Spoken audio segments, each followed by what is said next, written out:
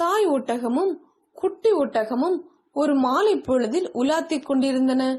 குட்டி ஒட்டகம் படிசுட்டி, சதா வாய் ஓயாமல் கேள்வி கேட்டுக்கொண்டே இருக்கும். அன்றைக்கும் அப்படித்தான். அம்மா, நமக்கு மட்டும் முதுகில் திமில் இருக்கே, ஏனம்மா?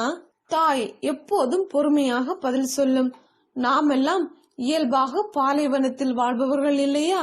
பாலைவனத்தில் தண்ணீர் பாலைவன சோலைகளில் மட்டும்தான் கிடைக்கும்.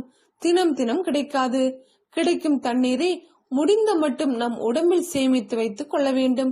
கிடைக்கும் போது உபயோகப்படுத்தி கொண்டால் தண்ணீர் கிடைக்காத பாலைவனத்தில் பல நாள் சுற்றி திரியவே நமக்கு இயற்கை திமிலை கொடுத்திருக்கு. குட்டி திரும்பவும் கேட்டது. அப்போ நமக்கு கண்ணிமை கெட்டி ஆயிருக்கே, மூக்கை மூடிக்கொள்ள மூடி இருக்கே, மத்த மிருகத்துக்கு அப்படி இல்லையே, அது ஏன்? தாய் ஒட்டகம் வாயை அசை போட்டு கொண்டு சொன்னது.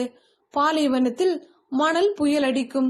அப்போ சட்டுன்னு ஒதுங்க இடம் கிடைக்காது. கண்ணுக்கும் மூக்குக்கும் பாதுகாப்பா மூடி இல்லைன்னா கண்ணுலையும் மூக்குலையும் மணல் போயிடுமே. அதனால தான் நமக்கெல்லாம் இப்படி மூடி இருக்கு.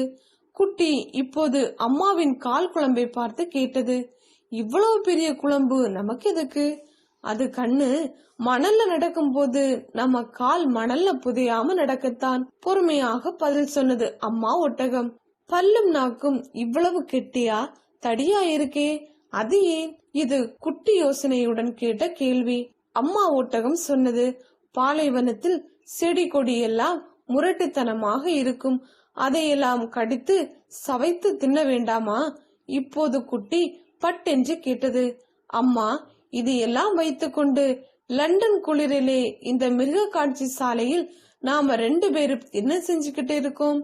தாய் ஒட்டகம் பதில் சொல்ல முடியாமல் வாயடைத்து நின்று விட்டது.